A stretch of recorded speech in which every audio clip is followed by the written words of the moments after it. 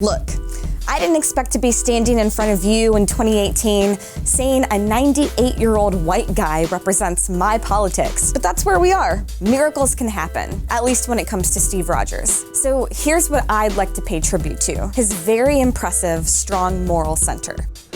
Grenade! Get back!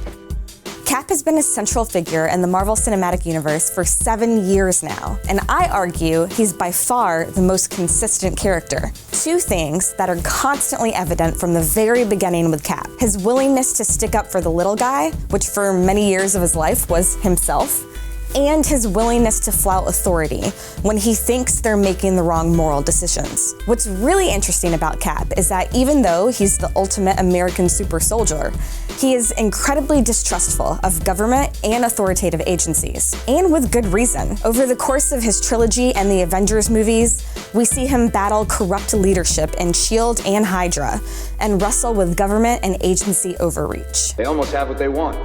Unless we stop them. I know I'm asking a lot, but the price of freedom is high. It always has been. And it's a price I'm willing to pay. And if I'm the only one, then so be it. But I'm willing to bet I'm not. Did you write that down first? Or was it off the top of your head? The character of Captain America was created back in 1940, when in the real world, World War II was raging. Writer and co-creator Joe Simon said Cap was actually a conscious political creation from the beginning. He was designed to fight the Nazis and stand as moral opposition to their crimes against humanity. Simon and the other writers were Jewish, and Steve Rogers was their outlet as a response to the Nazis, standing up for ideals in a politically isolationist era. And the writers of the comic books would keep up with those overtly political themes over the years. Whatever the real world was facing, Cap was facing it too. The movies really crystallized Steve Rogers' politics for today's generation, but these ideals were cemented in the comics a long time ago. And what's really remarkable is that whether they were written in the 1940s, 70s, or 2000s, they're all super relevant today. Though the Winter Soldier movie is set in 2014, the inspiration for the storyline comes from a Captain America comic from 1974. It's about a high-level government conspiracy, surprise, that Rogers discovers, where someone very high up the political totem pole turns out to be the leader of a terrorist group known as the Secret Empire. This was Marvel's response to the Watergate scandal that was happening at the time in America, with that high-level leader heavily implied to be President Richard Nixon. Well, I'm not a crook.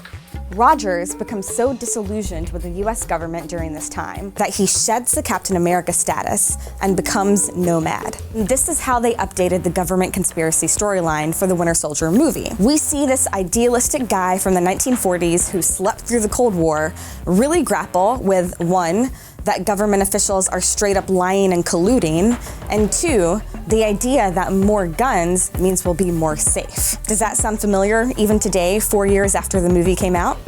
Political players may change, but political ideals don't. Greatest generation? You guys did some nasty stuff. Yeah. We compromised, sometimes in ways that made us not sleep so well. But we did it so that people could be free. This isn't freedom. This is fear. S.H.I.E.L.D. takes the world as it is, not as we'd like it to be. And it's getting damn near past time for you to get with that program, Cap.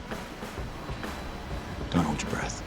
That's one of my favorite scenes in any Marvel movie because it's such a good illustration of what Cap believes. That we shouldn't be punishing people before they've committed a crime, that we uphold innocent until proven guilty, that government surveillance of innocent civilians is wrong, that actual freedom is more important than an arms race in the name of security, and that it's important to know when to compromise and when to hold your ground. In a nod to Nomad, Captain America drops his iconic S.H.I.E.L.D. at the end of Civil War. It's a hugely symbolic move for Rogers, who's essentially shedding his superhero persona because he doesn't believe the Avengers or the US government are staying true to his ideals anymore.